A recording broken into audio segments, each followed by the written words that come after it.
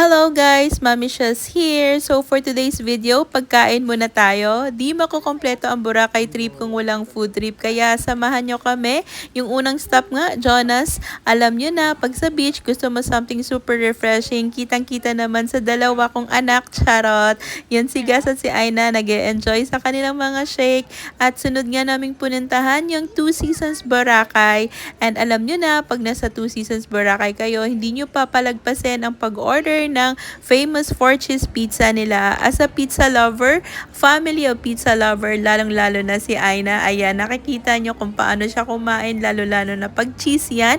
At syempre, yung ama niya, si Gus, favorite na favorite din yan. So, tinry din namin yung famous oyster sisig nila. At yan, at kung may mga bata nga kayo, winner na rin sa kanila ang pag-order ng chicken and fries. Always lifesaver talaga. And you need to order as well the famous oyster sisig nila. Super sarap and para ma-experience nyo rin.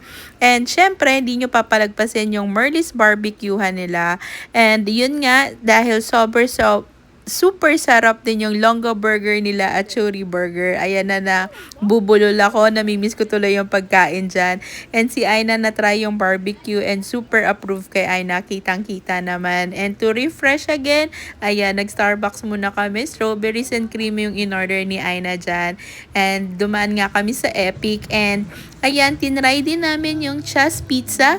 And syempre, dahil nga pizza person talaga, ayan, hindi na pinapalagpas talaga ang pizza. So, ang in-order naman namin dyan ay yung pepperoni cheese pizza nila and super sarap. And tinry din namin yung gelato nila and vanilla kay Aina and yung kay Gas, coffee yung kanyang gelato. So, super sarap yung pagkain nila ng gelato. Solve na solve. And syempre, pag nasa Boracay, hindi daw kompleto yung Boracay pag hindi na-try ang Coco Mama.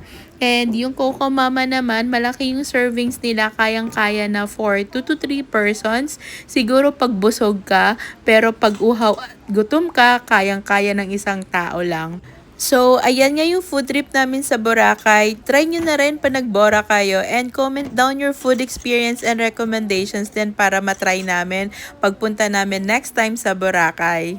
Busog na busog kami dyan guys at sana busog din kayo sa kwento ko. From our family to yours, keep chasing memories, keep sharing smiles. See you on our next vlog and sana nag-enjoy kayo. And salamat sa pagsama sa amin dito sa Boracay and don't forget to like, comment, and share your food reco para next time ma-try din namin. And this is Mami Shao once again and signing off with love, laughter, and see you on our next trip. And hanggang sa pagkain namin, samahan nyo kami. Bye!